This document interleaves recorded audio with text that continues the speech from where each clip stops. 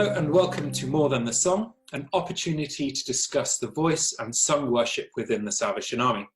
Music Editorial are conducting interviews with a variety of choral leaders and champions of vocal music with the aim to receive inspiration and sound teaching and to re-energize those of you who have a love for singing. Today I'm joined by Cathie Koehnen.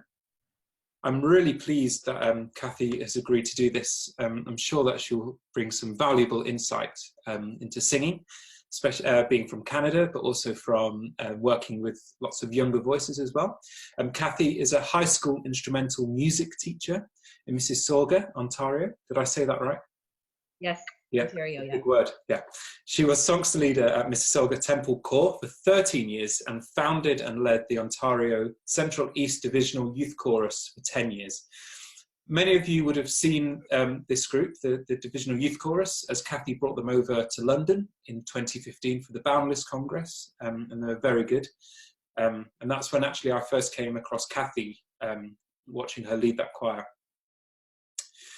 Currently, Cathie is the Deputy Songster Leader for the Canadian Staff Songsters and Songster Leader at Yorkminster, Citadel.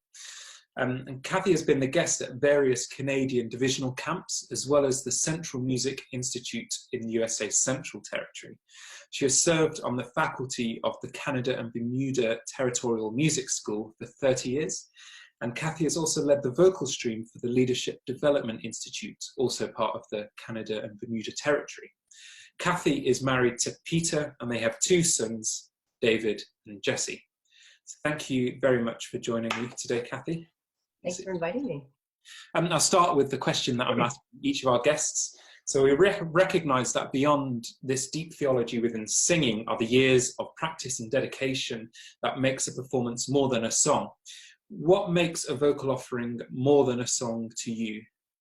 Well, I think people are passionate about different things in life. And I'm totally passionate about music and about singing. Some people love to be in their gardens. Some people like to run marathons. Some people like to paint pictures. But for me, my painting of pictures and my gardening, I guess, is in singing. And I think so much of it for me is that it's an act of worship. And the opportunity to bring singers into that connected moment, emotional connection of worship, and to bring a congregation of people into worship makes it more than a song to me. It's, it's about your attitude. It's about bringing who you are and then being able to express yourself through text and just through beautiful melodies. And so for me, it's sharing my love of God through worship and through singing. So it's definitely more than a song for me. Yeah. So I'm interested to know how you got into vocal leadership or leading choirs. How did that come about? Well, when I was a young teenager, I actually did a couple singing companies, but years later, I studied music at university and music education, and I was at the choir at Mississauga Temple and playing for the Songsters and singing in the Songsters. And our leader at the time, a gentleman named Wayne Taylor, was really the person I'm so indebted to today because he gave me an opportunity. He just said to me, I think it's time that you did some leading. And I was very nervous, even though I was already a high school teacher. I was pretty nervous about it. And he just encouraged me and gave me that opportunity. And at the same time, Brian Burdett, who was our music secretary and the Canadian Staff Bandmaster, he invited me to join the faculty at our national or territorial music school. And so those two gentlemen really were the two that encouraged me. And that's what it was. It was somebody encouraging me to just step forward and try something. And I'm very grateful. That's where it started. Yeah. And I really like your comparison, like kind of singing is your gardening, your painting. I like that. So you talked about that, but also, so you've got experience, obviously, working with young musicians in your work as a music teacher at a high school, but also with divisional youth choruses and territorial music school and things like that. Why do you enjoy working with younger voices, younger choirs? I think for me, honestly, when I was going through the faculty of education and you had to choose what you were going to do, I just always knew that I wanted to work with high school kids. So my profession for over about 35 years, I started 35 years ago in the education system, has been working with high school students, and I just have a great connection with them. That's where I feel the most comfortable. I connect with them. And so for me in the Salvation Army, the same thing. When I did the divisional youth course, that was when I felt really that I came alive in front of that group, just because that's who I connect with. And so it seems, the best place for me to be. I mean, I love being a songster leader, don't get me wrong, but those 10 years with the divisional youth course were very special. So do you see many parallels with your job as a music teacher and leading a youth chorus in the Salvation Army? Is there anything you can transfer leadership-wise from one to the other kind of thing? Have you learned from each role? Yeah, definitely. I mean, everything that I learned, obviously, to become a teacher and what I use daily, the leadership skills, things like choosing repertoire or preparing a score, analyzing a score, actually conducting, getting to know people, sort of being able to sort of judge where people are at emotionally and how things are going. And, you do that with students all the time, and you're preparing and you're organizing concerts and events, and all of that is transferable. And that's sort of the practical side of it. But even in the music, I conduct a 100-piece concert band, and I do 2 choirs at my school. And the way I approach the music there is basically the same way I approach it in the Army. But the good part in the Army is that I can really focus on text and, and making it a moment of worship. Yeah. Do you spend, in a rehearsal context in the Army, do you spend much time with technique and kind of understanding the voice and, all of that kind of stuff? Well, for me, yes, but in a different way. Like, at our core, we have 1 hour a week for our rehearsal, which is not very much.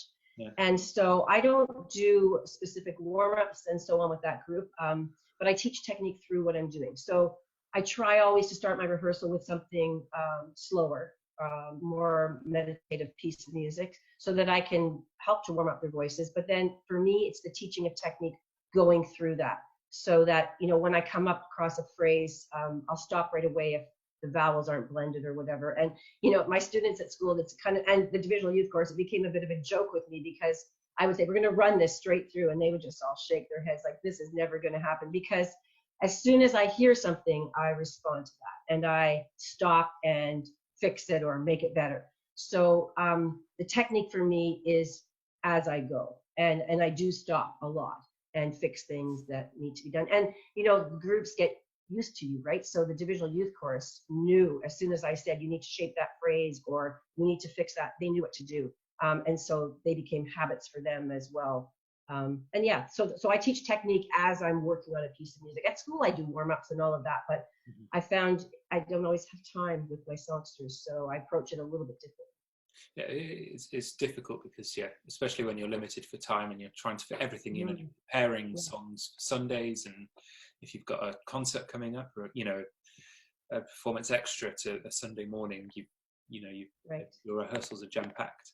But also I can relate to the stopping and starting, because my favorite phrase when leading is "one more time."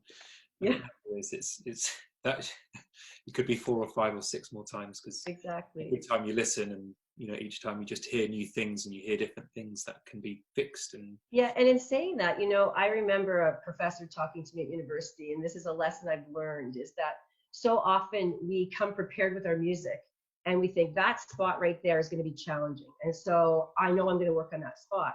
And then we get into a rehearsal, and we're not really listening. I think listening is so important, because we might stop at that spot just because we figured that was going to be a tough spot, and spend so much time on it, when in actual fact the spot was fine. So for me, I've learned over the years that I need to listen and to respond to what I actually hear, not what I think I might hear or what might be an issue, but really listen and respond to what I hear. And I think the group respects that too, because sometimes you stop and go over sections and you're like, why is she doing this? This was fine. And so I think listening is a really key element in being a good leader of a vocal group or any music group. Yeah. And like a balance between, in a rehearsal setting now, between learning notes and polishing a piece and giving it shape, and then also technique stuff, how does that all come together for you? Do you do it all at the same time kind of thing, or do you block it off so you learn notes first and get that out of the way and then work on it? Well, I generally, a perfect rehearsal for me that I would plan would be sort of being able to sing something through at the beginning that they know somewhat well, and not really trying to take it apart, but just letting them sing.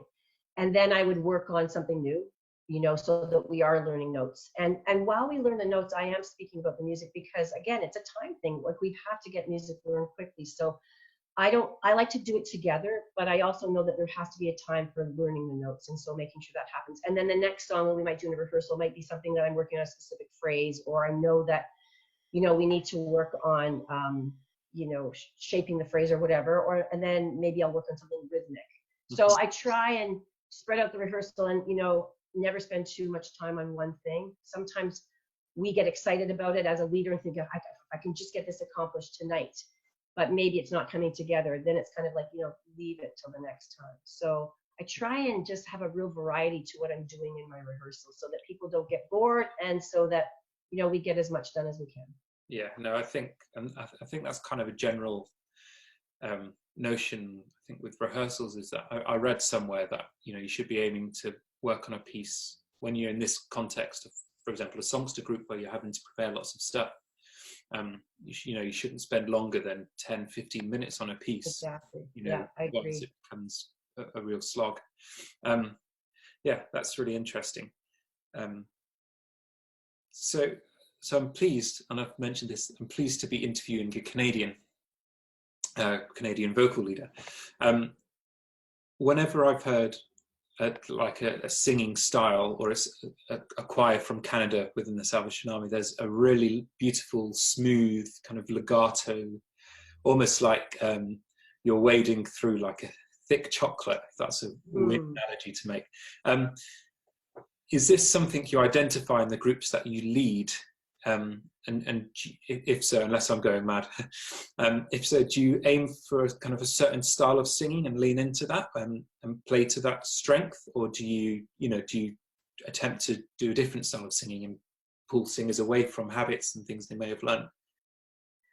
I think the kind of singing you're talking about, I totally understand, sort of the smooth line and phrase. And I don't know, I'm sure it happens other places as well, but I certainly have seen it in the Canadian groups that I have led and that I've been part of. And I think, again, for me, it's just about making the music, making a phrase beautiful. And I take a lot of time. I'm sort of known for that, both in school and in the Army, I think, for taking time to shape a phrase and make a line. And so for me, that is creating a beautiful phrase, whether it's, and other choirs do this, I know this, but I know for myself that that's a really important thing, is to make this beautiful line and to shape vowels the same and to emphasize words and to think about the text. And people do that, not just in Canada, but I know what you're saying. I hear that in our singing, and sometimes it seems quite unique to us. I don't know, but it's something that I definitely work on. And I think, like I said before, when you work with a group a long time, they know how you want the music to sound and how you want the singing to sound. And so, I mean, I've learned a lot from Lynn Valentine, who's really my mentor, and that's the way I think, approaches music, and that's the way I approach music, and the people that I've worked with do. But I want to say that I know that that's not just typical to us.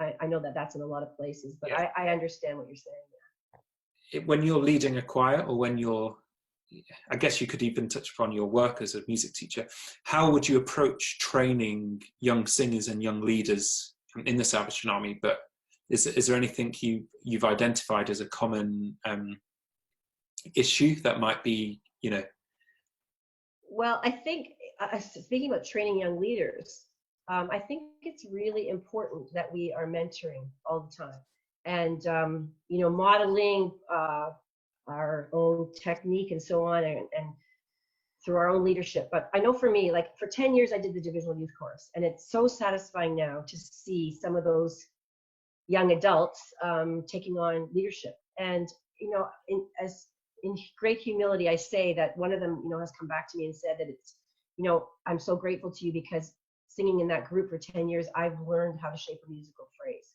And that was just it meant the world to me, because it made me realize that through those weekly rehearsals, even though I wasn't teaching conducting and all of that, that people have, caught some of the ideas and things so that they can apply it to their own leading and conducting.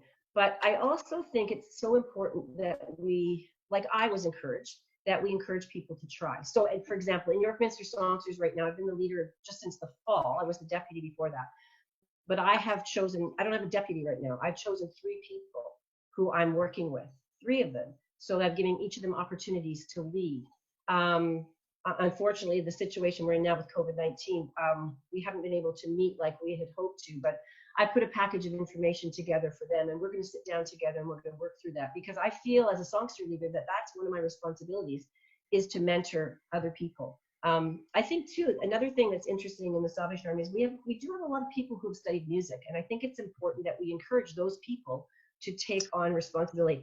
I always think to myself, I would never ask an accountant to do a hip surgery for me. I would really want the surgeon there, it would feel better.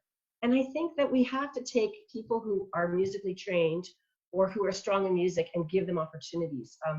And I also think we have to mentor those. I know in small corps and in remote places that it's really, really tough.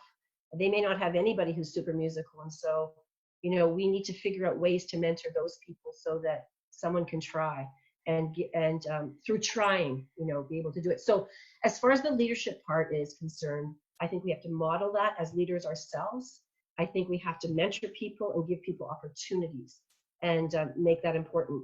And as far as singers, again, for me, in training singers and young voices, it's in your rehearsals, making sure that you are speaking about technical things so that they understand how to sing properly and what you want them to do. And it's not just that everybody's singing along, but that we're actually trying to create something very musical and appealing and, that kind of thing. I hope that sort of answers what you're asking. No, I think you've kind of covered a broad range of kind of topics within that. I think an important one to note is that not all places of worship have your virtuosic or expert conductors who are able to create a choir that is phenomenal and perfect musically. But yeah, like you said, it's about equipping those people somehow and helping people get to a point where actually they're confident in themselves to stand up in front of a group and lead, right, without doing anything, especially with singing, without damaging voices and exactly, yeah. By just being aware of that. Yeah, that's interesting. And actually, as well, talking about mentoring, actually, pretty much everyone I've spoken to in this video series has said exactly the same thing. And they said, they can't put enough stress on the importance of mentoring people and working alongside of them, instead of kind of just throwing things on them or, and expecting an accountant to do surgery. Exactly. It makes sense. It does completely make sense. So you're an experienced songster leader. From your time in the Canada territory, Canada and Bermuda, what kind of development have you seen in choral music, and where do you see it going in the future? Well, I think things have changed. I don't think we see as many songster brigades as such as we used to. I think we're seeing some, other choral groups or singing groups maybe happening in some places. I think one of the things for me is that we have to be inclusive. It's tough because songsters typically have been made up of soldiers, the Salvation Army. And I know at Yorkminster, we have a few singers who are not soldiers. It's a tough one, right? Because anytime you form a group, you want people to be committed to it, obviously, and to be following whatever, you've set up as a group. But I'm seeing more and more that we need to just be inclusive. I think if I were, someone coming into a church and I love to sing, I would want to be able to be invited to be part of that group. And so I think we're seeing more and more places where people are saying, come along and sing with us. And then if they choose to be part of the group, obviously there are things that they need to, adhere to or whatever. But I think, the idea of just songster brigades being made up typically of just soldiers now is changing. And I don't know how a lot of people feel about that, but I'm on board with it because I really think we need to be to be inclusive and let people, be part of our groups. So that's, I guess, one thing. And I think we have to be also making sure that as groups we are leading worship. And I think the time has passed where we stand up and sort of sing a selection, and it's kind of like, I say this carefully, entertainment or whatever, that we really have to make sure that what we're doing is to bring people into worship with us, like making sure that people realize that our singing is to enhance worship, and that we present it as a gift of our worship, and that we want people to be included in that. I'm not even sure what the original question was now, Carl, but No, maybe you can just repeat it for me. yeah, about where you see choral singing.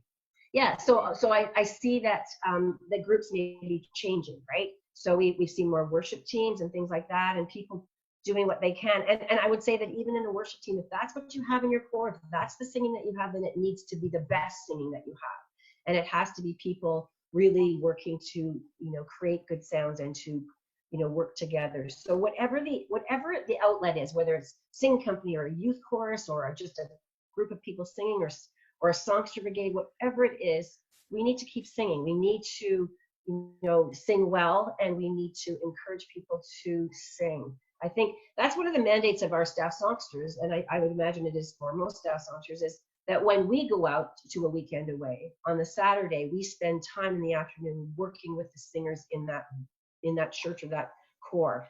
And we need to keep singing. We need to encourage people and do that, because otherwise the future of choral singing, well, it'll fade away. I mean, I've always been so proud in the Salvation Army. Whenever you go into the Salvation Army, the singing is always so wonderful, and you go into other churches and not always the same, and people often comment, wow, you can sing in the Salvation Army. And we can, but we need to make sure we keep doing it, and that's a challenge.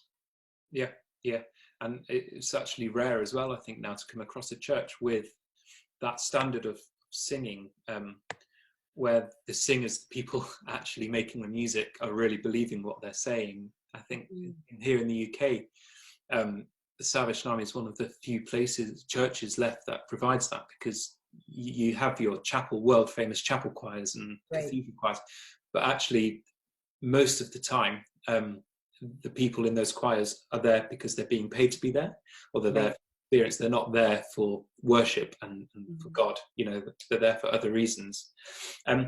So you touched upon my next set of questions, really. So you're the Deputy Songster Leader for the Canadian Staff Songsters, and you've been with them since the beginning. Yes. In that role. So what is the purpose of the group? Well, I think the purpose of the group is to bring the sung gospel to our core and communities, to really bring the message, right? That's it. And to bring it, to model for people what it is to be part of a group, and to sing together and to work together. And I've already mentioned that one of the things we do when we go out is to sing with the people and to encourage them. And we are always so encouraged by what we do. They always, whether it's a songster brigade or just a small group of people, they sing with us in the evening concert. We have a rehearsal in the afternoon, and they sing with us, and then we sing at night. So that's one of the things, is to bring the sung gospel and to encourage people. And the other side of it, and I think that's our mandate, really, is to bring the gospel to people and to core our territory, and to encourage singers and to encourage singing. But I think the other part of it that I absolutely love, and maybe it sounds selfish, I'm not sure, but is that it's great for the people who are in it. I was counting up, and I think we have probably 8 or 9 songster leaders in the group, 2 chorus leaders, we have worship leaders, worship team leaders, we have 3 bandmasters.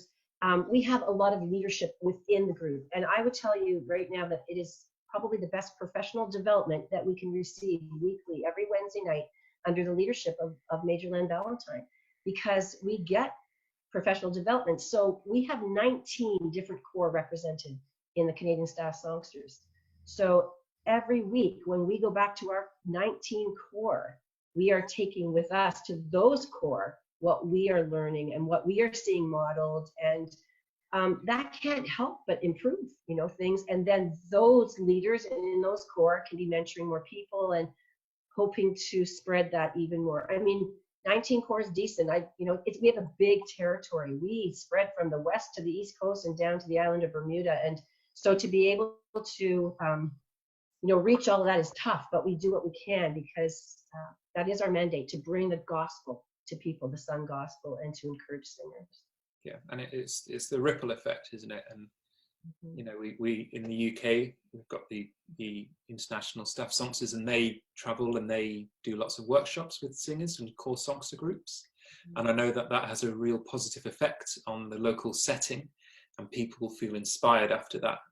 As well, with a group I lead, in Voce, we're kind of linked to the army, and where we go, we try to do workshops or sing with the local divisional youth chorus, and feel it really kind of inspires and enhances that singing experience for people who don't necessarily always have the opportunity to kind of sing within a more experienced group.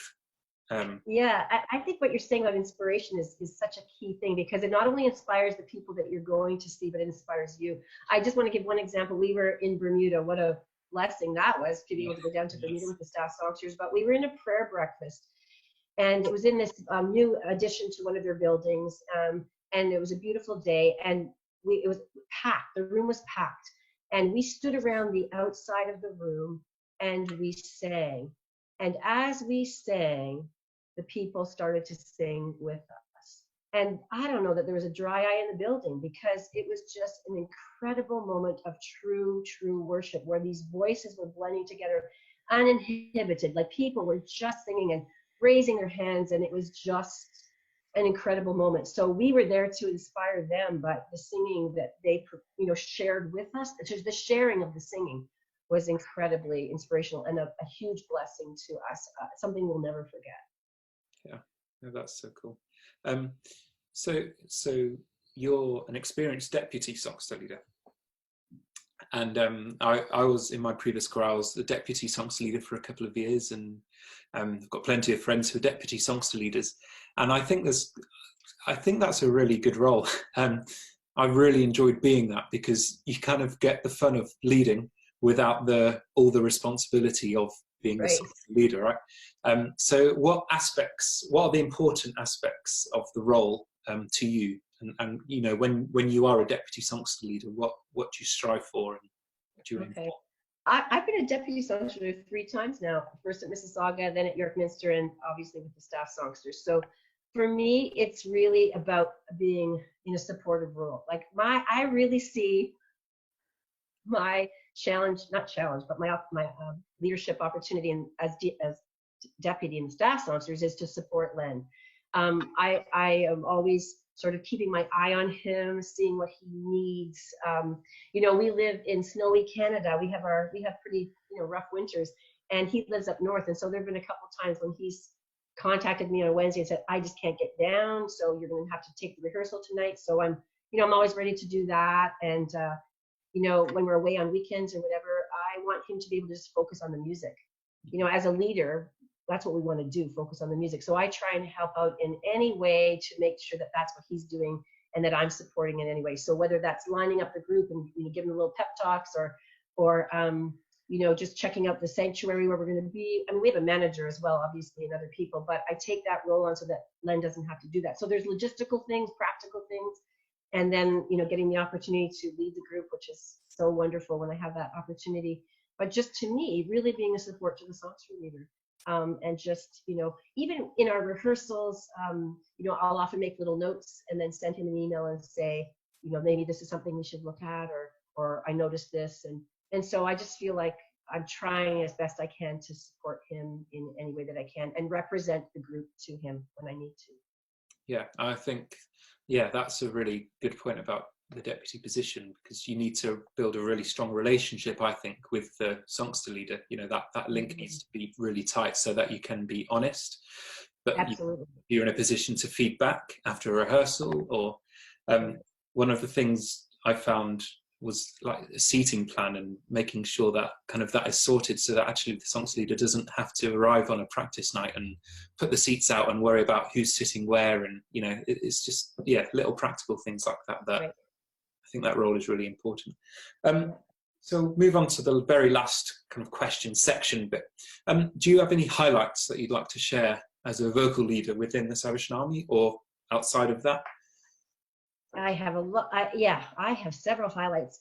Before I tell you the actual highlights, I'll say the one thing too that really turned me on to choral singing in the Salvation Army was when I was a teenager. My parents were stationed as the divisional commanders out in a province called Saskatchewan and on the prairies. And Len Valentine was young, and he came as our music guest at our very small music camp. And he sat at the piano and he taught us by rote to sing songs that he'd written, as well as ones that he'd done with Jane Clark, things like The Savior's Name and Jesus, Thou Art Everything to Me. And I went home from that camp and sat at the piano and figured, he didn't have music, he just taught it to us. And I figured out how to play those and sing those. And I was just so inspired by this is music that I can be part of. And so that started my journey. And I fell in love with choral music. So for me, yes, the highlights. One would be when I was the Songster Leader at Mississauga Temple, we did a recording and called The Journey, which is still so precious to me because that group, we had a lot of young people. It was amazing. And there were so many great singers. And so that recording to me was a highlight because I still have it to this day. And years later, I'm able to sit and listen to that and just remember so many great times. So that's one. And then I would say, obviously things with the staff songsters and with my own core songsters are great, but the divisional youth chorus, for 10 years leading those young people and seeing the growth in them and the changes in them and them becoming leaders, those are highlights. But being at Boundless 2015, I will never forget that. And I would say that's probably the biggest highlight for me. Doing the concert that we did with the Angola band was just an incredible evening.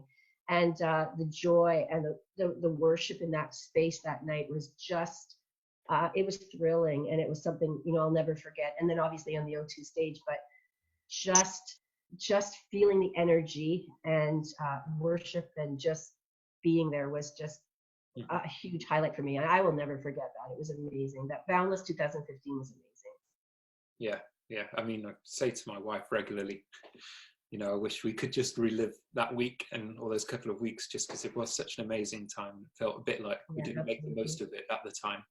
Because there's so much going on. And that was amazing. And I remember seeing the youth chorus sing in one of the main sessions as well at the O2 and just filling the space. I know it's a big space and you're mic'd and everything, but I think it was We Are Not Ashamed. Is that right?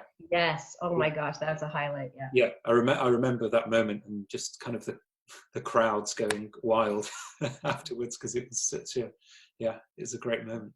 Well, thank you so much for joining.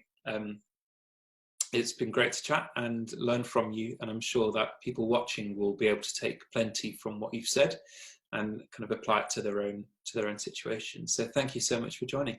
Well, thanks, Carl. I really appreciate it. It's been fun chatting with you, and I think this is a great idea what you're doing. So thank you. Thanks for inviting me. Thank you.